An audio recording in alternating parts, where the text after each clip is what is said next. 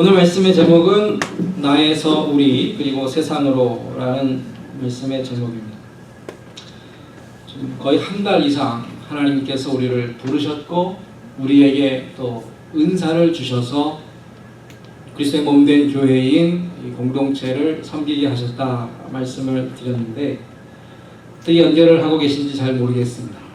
하나님께서 우리를 불러내신 것은 악하고 어두운 세상, 그 세상 밖으로 우리를 불러내셔서 이제는 하나님과 하나님 나라에 속한 자들로 세워주셨습니다. 그러니까 우리의 부르심은 지극히 개인적인 것일 뿐 아니라 공동체를 항상 생각하게 합니다. 하나님께서 우리에게 주신 은사는 공동체를 섬김을 통해 공동체 여러 지체들과 연합하고 함께 성장하고 성숙하도록 주신 것입니다. 세상 말로 능력이나 내가 재능이 생겨서 스펙이 올라가고 내가 할 줄 아는 것이 더 많아지고 이러한 나를 위한 은사가 아니고요. 은사는 하나님께서 우리에게 주신 이 믿음의 공동체, 여러 형제자매들을 돕고 또 도움을 받고 그래서 서로 각 지체들이 연결되고 연합하도록 하신 것이고 그렇게 해서 하나님께서 세우신 이 믿음의 공동체는 이제 세상을 향해 나아가 복음을 증거하고 그들이 또한 우리와 함께 한 가지로 믿음을 갖게 되어 더 큰 하나님의 나라를 이루도록 하시는 것입니다. 왜 하나님께서 나를 불러주셨는가? 왜 나에게 이러저러한 재능과 은사와 능력을 주셨는가? 결국은 섬기고 사랑함을 통해 우리 모두가 하나가 될 수 있도록 하신 것이죠. 이러한 이해를 가지고 정말로 하나님께서 나를 그렇게 부르셨구나 깨닫는 성도라면 실제 세상에 나가 살아갈 때에 또 교회 안에서 함께 우리가 만날 때에 어떻게 살아야 할지 그 삶의 방법과 목적을 이해할 수 있습니다. 우리에게는 두 가지 모습의 삶이 있는 것 같아요. 하나는 나를 위한 삶, 모든 것이 나를 중심으로 내가 필요한 것, 내가 원하는 것을 위해 사는 삶과 다른 사람을 돕고 다른 사람을 유익하게 하는 삶, 둘 중에 어떠한 삶이 성도의 삶일까요? 아니 우리는 어떠한 삶을 실제로 살고 있습니까? 어떤 사람들은 그렇게 이야기합니다. 당연히 나를 위한 삶이지. 내가 결국 나를 위해 살지 않으면 누구를 위해 살 것인가? 그렇게 반문하는 사람도 있을 것입니다. 아닙니다. 우리는 마땅히 여러 사람들, 우리의 이웃과 많은 사람들을 이롭게 하는 그 목적으로 살아갑니다. 라고 대답하시는 분도 계실 것입니다. 성경은 우리에게 분명히 말씀합니다. 우리가 하나님의 자녀들이라면, 우리가 예수님을 믿는 성도라면 우리는 마땅히 다른 사람들을 유익하게 하는 하나님의 은혜와 복을 나누는 삶을 살아야 한다라고 그렇게 가르쳐주고 있습니다. 오늘 본문의 5절 말씀에 우리가 어떠한 존재라고 설명하나요? 놀랍게도 우리를 종이라고 말씀하고 있습니다. 우리가 너희의 종이 되었다. 성도님들이 목사를 어떻게 부르죠? 주의 종이라고 부릅니다. 종이라는 말이 듣기에는 좋아 보이지만 실제로 들어가 보면 굉장히 비천하고 좋은 의미보다는 부정적인 의미를 갖고 있는 말이죠. 왜요? 종은 무조건 섬겨야 하기 때문에. 봉사하는 것, 섬기는 것이 종의 삶의 전부입니다. 그리고 하나님께서 우리를 종으로 불러주셨습니다. 다른 사람의 유익을 위해 사는 것, 그러한 책임과 어떠한 사명을 받은 것이 성도인데 이러한 모습은 어쩌면 세상에서도 일견 찾아볼 수 있는 모습일 수도 있습니다. 우리가 흔히 공직에 있다 그러면 공직에 있다라는 말이 뭐죠? 공적인 일에 부름을 받아 여러 사람들에게 봉사를 하는 사람들이 공직에 있는 사람들이죠.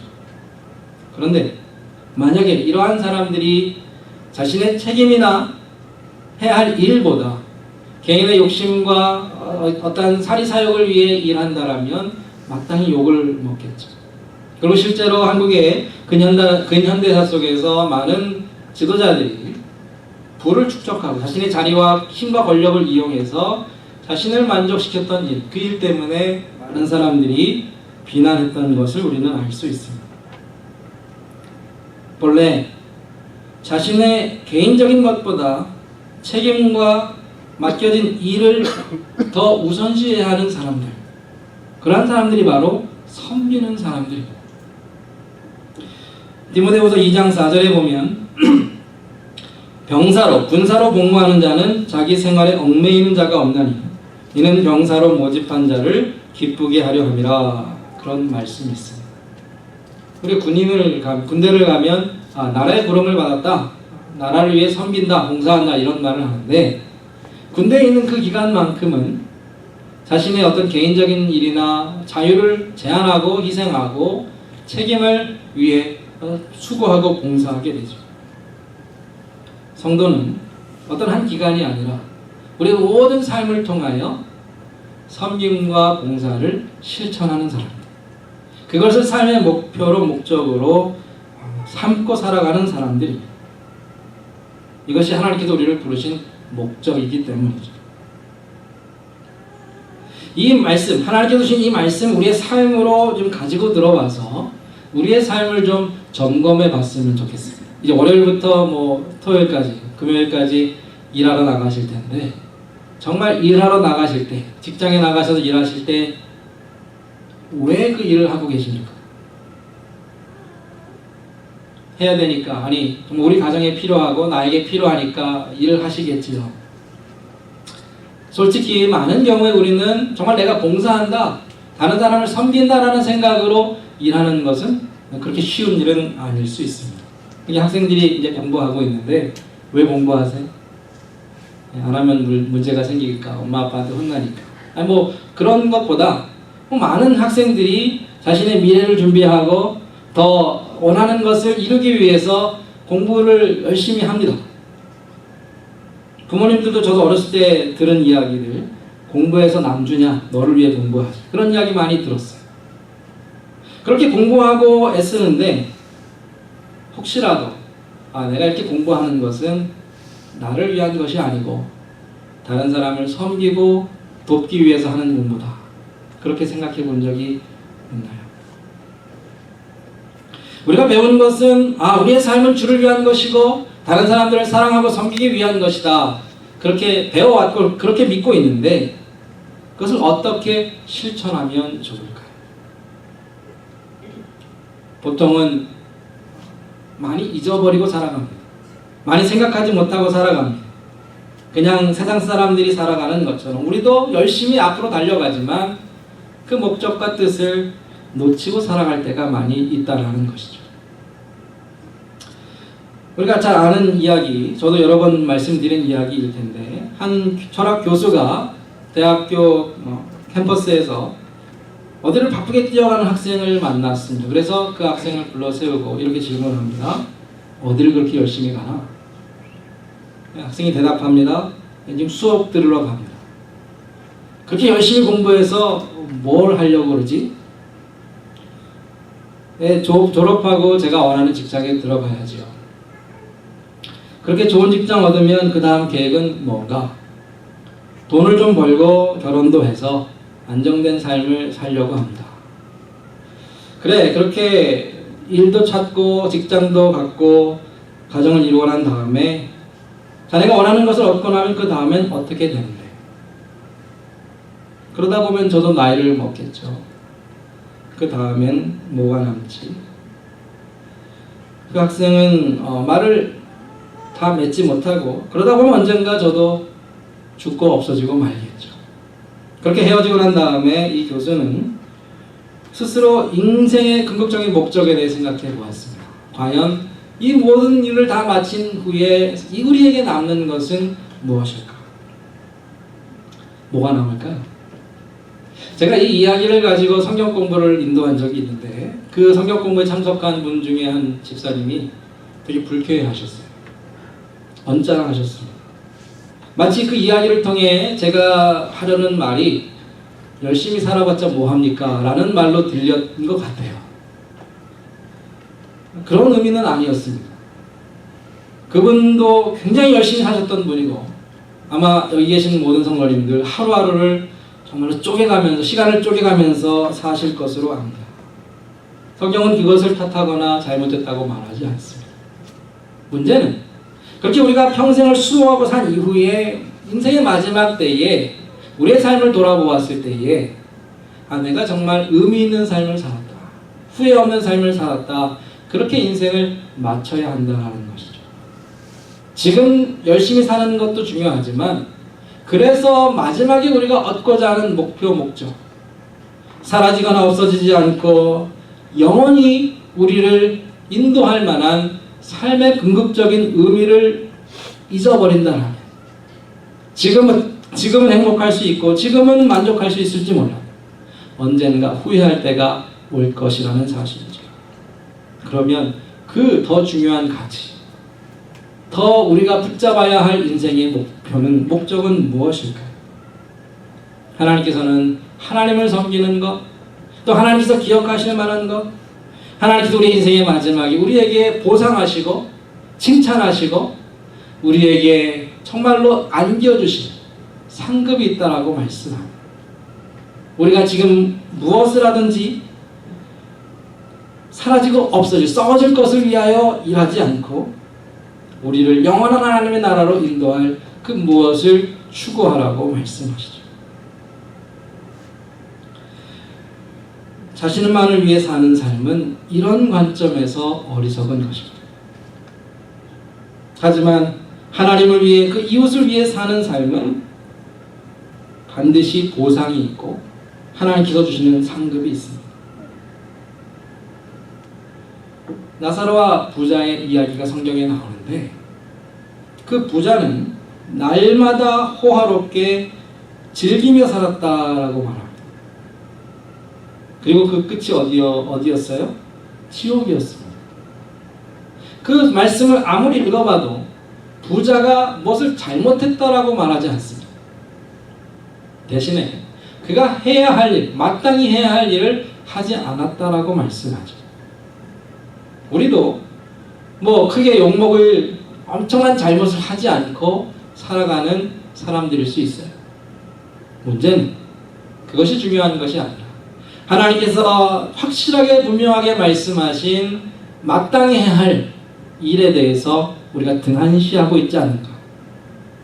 성경은 처음부터 끝까지 하나님을 사랑하고 내 이웃을 내 몸과 같이 사랑하라고 말씀하셨지만 우리는 그 너무나도 분명하고 확실한 말씀을 애써 모른 척 무시하며 살고 있을 수 있다는 것입니다. 제가 아는 한 집사님이 계신데 작은 비즈니스를 하시는 분이십니다. 지금도 그렇지만 계속 우리가 경기가 어렵다라고 말을 하잖아요.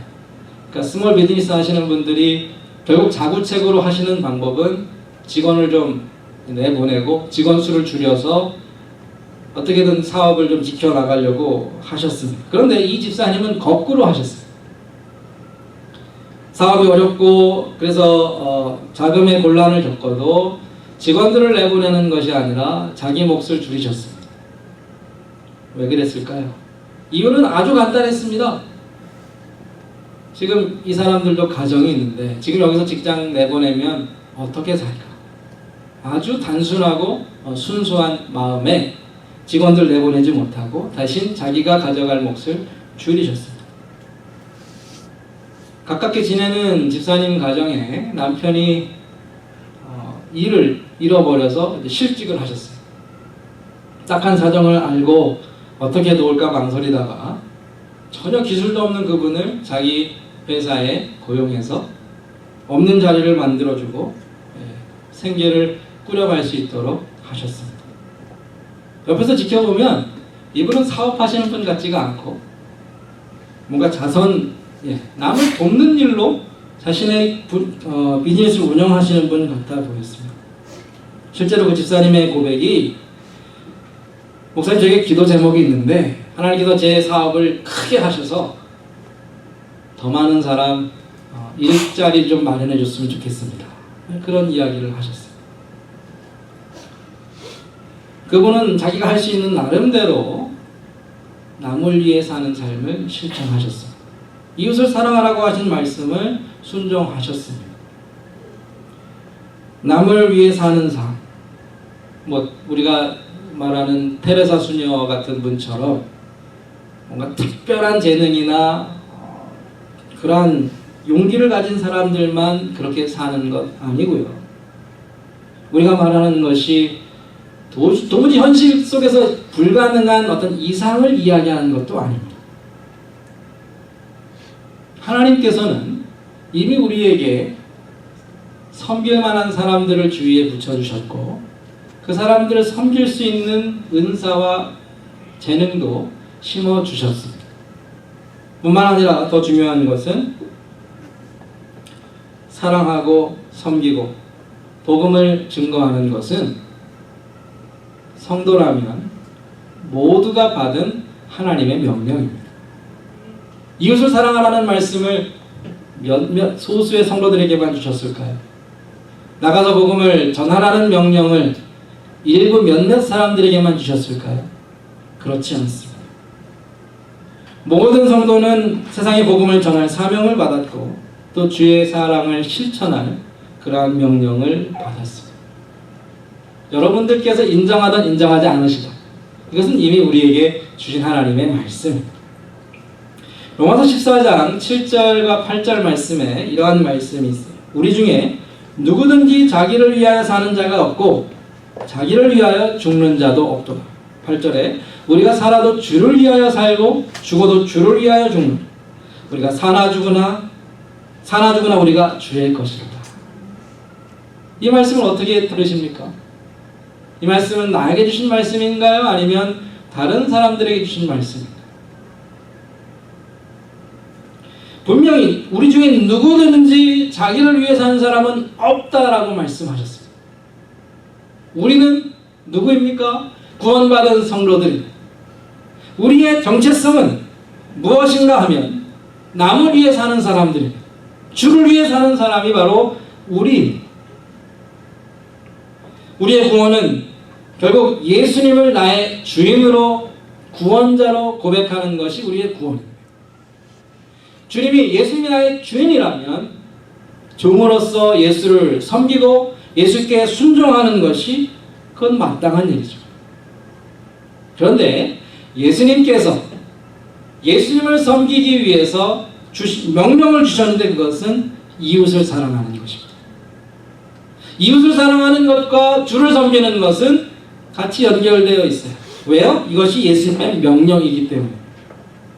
그러니까 오늘 본문에서도 사도 바울이 말씀하기를 우리가 전파하는 것은 예수 그리스도께서 나의 주인이시다 라는 것을 전파하는 것인데 그렇기 때문에 주를 위하여 우리가 너희의 종이 되었다 라는 것을 또한 전파.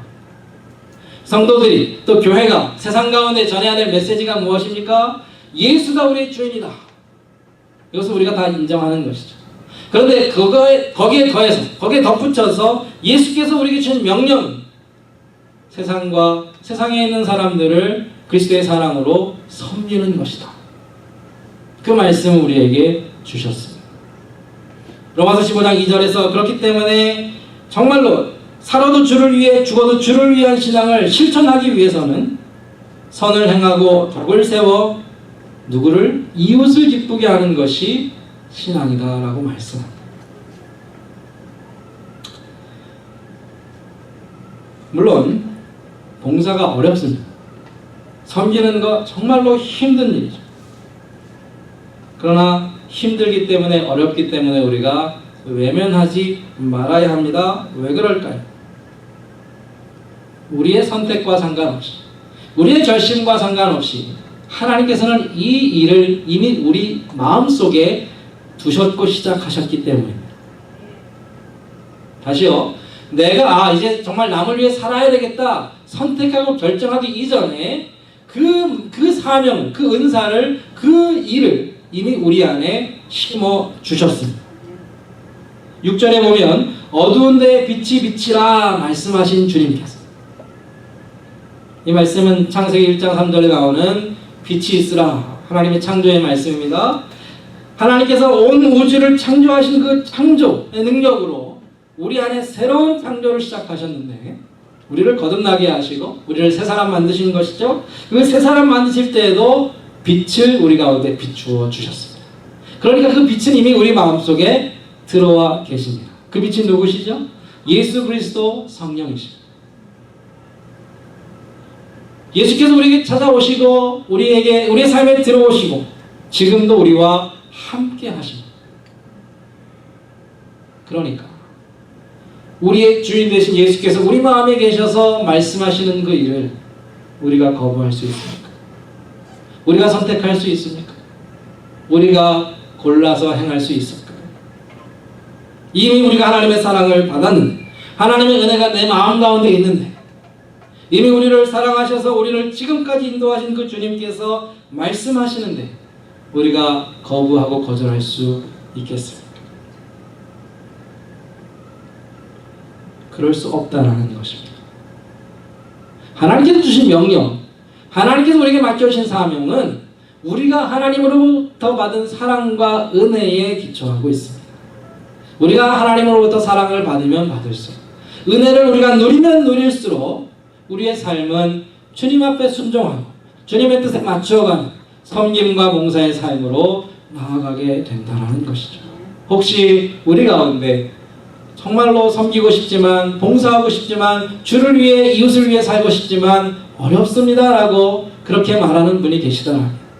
우리에게 필요한 것은 더 많은 사랑, 더 많은 은혜를 하나님께로부터 받는 것입니다. 하나님을 사모하시고 그 사랑으로 우리의 마음을 채운다라면 주께서 그 일을 이루어 가실 것입니다. 베드로에게 주님께서 물으셨죠. 내가 나를 사랑하느냐? 내 양을 먹이라. 왜 제가 하나님 다른 사람을 위해 살아야 합니까? 그 말은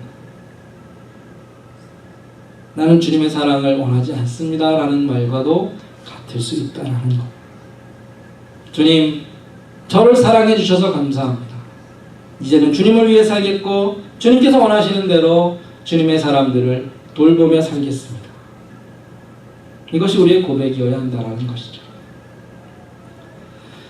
그런데 어떻게 이 일을 실제로 실천할 수 있는가? 마음의 동의도 있고 각오도 있고 결심도 있고 순종하는 그러한 믿음도 있지만 실제로 이 일을 할 때에 우리가 기억해야 할 것은 7절에 나와 있는 말씀처럼 우리가 질그릇과 같다라는 것을 기억해야 합니다. 바울 자신이 자신을 가리켜서 나는 질그릇이다 그랬어요. 질그릇이 뭔지 아시죠? 흙으로 만든 그릇이 질그릇입니다. 흙으로 만들었으니까 아무리 잘 만들어도 떨어지면 깨지죠. 쉽게 부서지고 깨어질 수 있는 그릇이 질그릇입니다. 그런데 왜 바울이 굳이 자신을 또 우리들을 가리켜 질그릇이라고 했을까요? 우리의 출발, 하나님께서 우리를 만드셨을 때 우리의 시작이 질그릇과 같다라는 겁니다. 창세기에 보면 하나님께서 우리를 무엇으로 만드셨어요? 흙으로 만드셨죠. 범죄한 이후에 하나님께서 인간을 향해 말씀하시면서 너는 흙이니 흙으로 돌아갈 것이다 그러셨습니다. 흙과 같이 먼지와 같이 잠시 한 곳에 있다가 시간이 지나면 바람에 흩날려서 어디로 다 흩어져 버리고 흔적도 없이 사라져 버리는 것이 인생입니다. 이건 신앙이 없는 사람들도 인정하는 겁니다. 아, 우리 인생이 참으로 무의미하구나. 잠시 한동안 살았다가 시간이 지나면 다 사라져 버리고 말 것이 인생이고 그래서 우리를 흙이다, 먼지와 같다. 또 오늘 사도 바울은 질그릇이다 그렇게 말씀하고 있는데 그런데 놀라운 사실 이 정말로 보잘것없고 연약한 잠시 있다가 없어져 버린 이 인생 가운데 하나님이 무엇을 담으셨는가 하면 보배를 담으셨습니다. 하나님의 영광, 그 영광스러운 하나님의 그 보물을 이 질그릇 우리 안에 담아 두셨다라는 것.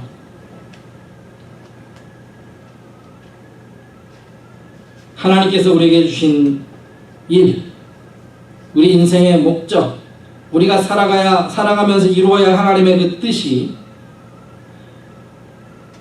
하나님의 능력이 아니면 도무지 이루어질 수 없기 때문에 하나님의 그 지극히 큰 능력만을 의지하며 그 뜻을 행하도록 하시기 위하여 우리를 참으로 연약하게 만드셨습니다. 기드온과 300명의 용사의 이야기가 성경에 나오는데 왜 하필이면 300명만 데리고 싸우게 하셨을까요? 많으면 많을수록 전쟁에 유리한데 하나님께서는 300명만 데리고 나가서 수만 명의 적군과 싸우게 하셨습니다. 하나님께서 그 이유를 이렇게 설명하십니다. 이는 이스라엘이 스스로 자랑하기를 내 손이 나를 구원하였다 할까 함이니라. 그렇게 못하도록, 내 힘으로 싸웠다, 내 힘으로 이겼다라고 말하지 못하도록 하나님께서 300명만 남겨두셨습니다. 왜 하나님께서 나를 이렇게 연약하게 만드셨을까요? 아무것도 할 줄 모르는 사람으로 만드셨을까요? 하나님, 내가 봉사하고 싶고 헌신하고 싶고 섬기고 싶어도 아무것도 못하는 그러한 존재를 왜 하나님 이렇게 만드셨습니까? 그 답은 이것입니다. 지극히 큰 능력이 하나님께만 있고 나에게는 없기 때문에. 그러니까 앞으로 교회에 같이 섬기시면서 목사님 저 능력이 없어서 못해요 라고 이야기하시면 제가 이 설교 동영상을 틀어드리면서 그게 이유가 안 되는 이유를 말씀드리겠습니다. 하나님은 본래 우리의 능력을 원하시는 것이 아니라 우리의 무조건적인 순종을 원하십니다. 하나님을 의지하는 믿음을 원하십니다. 기드온이 정말로 보잘것없고 겁 많고 그래서 몇 번이나 하나님께 묻고 또 되물어서 억지로 전쟁터에 나갔는데, 그런데 그러한 기드온도 놀라운 승리를 이루었습니다. 기드온이 가지고 나간 무기가 뭐예요? 한 손에는 나팔을 들고 또 한 손에는 항아리에 횃불을 숨겨가지고 갑니다. 그리고 이스라엘 백성들, 기드온과 그 군사들이 한 일이라고는 나팔 불고 항아리 깨뜨려서 횃불을 높이 든 것밖에 없습니다. 하나님께서 적군들이 자기들끼리 싸우다가 스스로 무너지게 하셨습니다. 능력은 하나님께만 있습니다. 네, 나에게는 없습니다.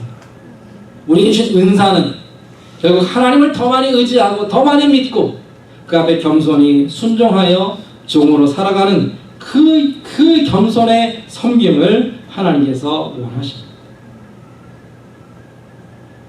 주의 그릇은 깨어지기 쉽다고 했습니다. 사실 하나님께서는 우리가 깨어지기를 원하십니다. 사실은 좀 힘든 말씀일 수 있어요.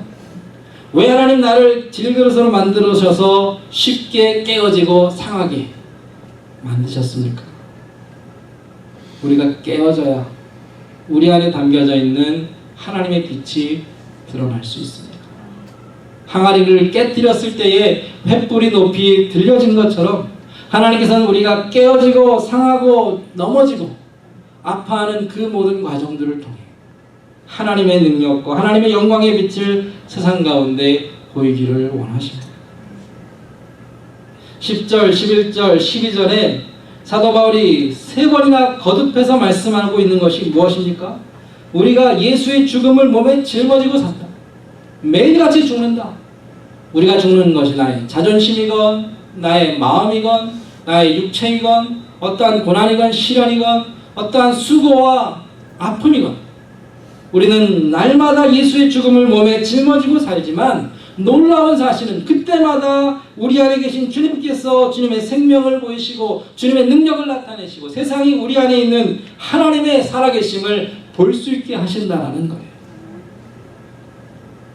우리는 날마다 깨어지는 것 같고 날마다 실패하는 것 같고 날마다 세상 가운데 환난과 고난을 당하는 것 같지만 하나님은 우리의 연약감 가운데 우리 믿음을 통하여 역사하셔서 우리의 옆에 있는 사람들이 예수의 생명을 보게 하시고 갖게 하실 줄로 믿습니다. 아멘. 8절과 9절에 사방으로 우겨쌈을 당하는 것, 답답한 일을 당하는 것, 박해를 받는 것, 거꾸로뜨림을 당하는 것. 이게 그냥 과장해서 말하는 말이 아니고요. 바울은 실제로 이러한 일을 날마다 경험했습니다. 바울에게 이것은 단지 말씀만이 아니라 현실이었습니다. 우리의 현실은 어떻습니까? 우리가 마주하는 매의 일상은 어떻습니까? 성경에 나오는 하나님의 말씀이 내 일상의 삶에 그대로 이루어지고 있습니까? 하나님의 명령이 내 일상의 삶에서 그대로 나타나고 있습니까? 말이 아니라 삶으로 그렇게 날마다 이루어지고 있습니까? 그렇다면 그러한 성도들의 삶에는 성경에 약속된 모든 축복이 현실로 이루어질 줄로 믿습니다. 하나님의 말씀이 약속이 내 삶에 그대로 이루어지기 위해서 주님의 명령이 또한 우리의 삶에 현실로 나타날 수 있어야 심지어 그것이 고난이고 핍박일지라도 하나님께서 나와 함께 하셔서 그것을 견디게 하시며 모든 약속하신 축복이 우리의 그대로 이루어질 것입니다. 감사한 것은 우리 교회 안에도 여러 가지 모양으로 봉사하고 섬기고 그러한 삶을 실천하시는 분들이 계십니다. 교회 안에서뿐 아니라 세상에 나가 사시면서도 그리스도인으로서 성도로서 이웃에게 사랑과 그 복을 나누고 실천하는 분들이 계십니다. 그러한 우리들에게 하나님께서 약속하신 그 열매가 무엇이며 결과가 무엇일까? 사도 바울이 그 마음의 확신을 가지고 성도들에게 교회에게 전파하는 그 삶의 마지막의 모습이 무엇일까? 14절 말씀인데 우리 14절 말씀을 같이 읽었으면 좋겠습니다. 주 예수를 시작. 주 예수를 다시 살리시니가 예수와 함께 우리도 다시 살리사 너희와 함께 그 앞에 서게 하실 줄을 아노라. 아멘. 이 말씀은 사도 바울이 정말로 매 순간 바라보는 말씀이고 그가 인생의 마지막을 준비하면서 보았던 말씀입니다. 그것은 예수와 함께 너희와 함께. 따라하겠습니다. 예수와 함께, 너희와 함께. 이 두 가지를 늘 사도 바울은 마음에 새기면서 모든 고난을 견뎠고 섬기고 봉사하는 그 종의 삶을 살았습니다. 예수와 함께, 너희와 함께. 내가 주님을 평생 부인하지 않고 배반하지 않고 끝까지 주님을 따라가면 내가 하나님 앞에 그 심판대 앞에 설 때에 인생의 마지막 하나님 앞에 설 때에 주님께서 나를 홀로 두지 않으시고 나와 함께 서 계실 것이다 라는 것을 믿었습니다. 나 홀로 하나님 앞에 서는 것이 두렵지만 나의 주님께서 내 옆에 계셔서 나를 위해 증거하시고 나를 변호해 주시고 나를 칭찬하실 그 주님을 바라보면서 내가 주님 앞에 서는 그날에 주님이 나와 함께 서실 것이다 라는 것을 확신했다라는 겁니다. 그러나 또 한 가지가 있습니다. 그것은 너희와 함께. 너희는 사도 바울이 마음을 다하여 늘 기도하며 사랑하며 섬겼던 그러한 이웃이고 교회이며 그의 사랑하는 믿음의 자녀들이었습니다. 내가 지금 너희를 섬기고 수고하여 너희들을 주님 앞으로 인도하고 그리스도의 생명을 너희에게 나의 고난을 통해 나타내 보여준다면 너희도 내가 마지막 주님 앞에 섰을 때에 내 옆에 설 것이다. 너희 스스로 하나님의 그 구원의 자리에 이를 뿐 아니라 내가 섬긴 너희들이 여러분들이 나를 변호해주고 나를 하나님 앞에서 칭찬받는 하나님의 그 모든 상급을 받게 하는 열매가 될 것이다 라고 그는 그렇게 믿었다는 것입니다. 사람들은 몰라요. 우리가 얼마나 수고했는지 사람들은 모릅니다. 그러나 주님은 잊지 않으십니다. 어린아이에게 물 한 모금 대접한 것까지도 주님은 기억하시겠다라고 말씀하셨습니다. 나를 위해 산 수많은 시간들은 죽는 순간에 다 잊혀지고 기억되지 않겠지만 아무도 기억해주지 않겠지만 주의 이름으로 여러 사람들을 사랑하고 섬기고 봉사하고 많은 사람들을 옳은 길로 인도한 그 삶에 대해서 하나님께서는 어느 하나도 잊지 않으시고 칭찬해 주시고 갚아 주시고 우리를 영원한 나라로 인도해 주실 것입니다. 아멘. 인생은 짧다라고 말합니다. 잠깐 수고하고 고생하고 주를 위하여 섬기고 때로는 십자가를 지고 고난을 감당하지만 우리에게 소망이 있는 것은 마지막 그날에 우리 한 사람 한 사람 우리 모두가 주님과 함께 설 것이며 우리가 섬긴 우리가 사랑한 그들과 함께 영광스러운 자리에 이를 것입니다. 이 믿음을 가지고 인내하시고 우리의 삶을 나를 위한 삶이 아니라 주를 위하여 다른 이들을 위하여 봉사하고 헌신하는 그러한 삶으로 되시기를 주의 이름으로 축원합니다. 같이 기도하겠습니다. 사랑하는 하나님 아버지 감사합니다.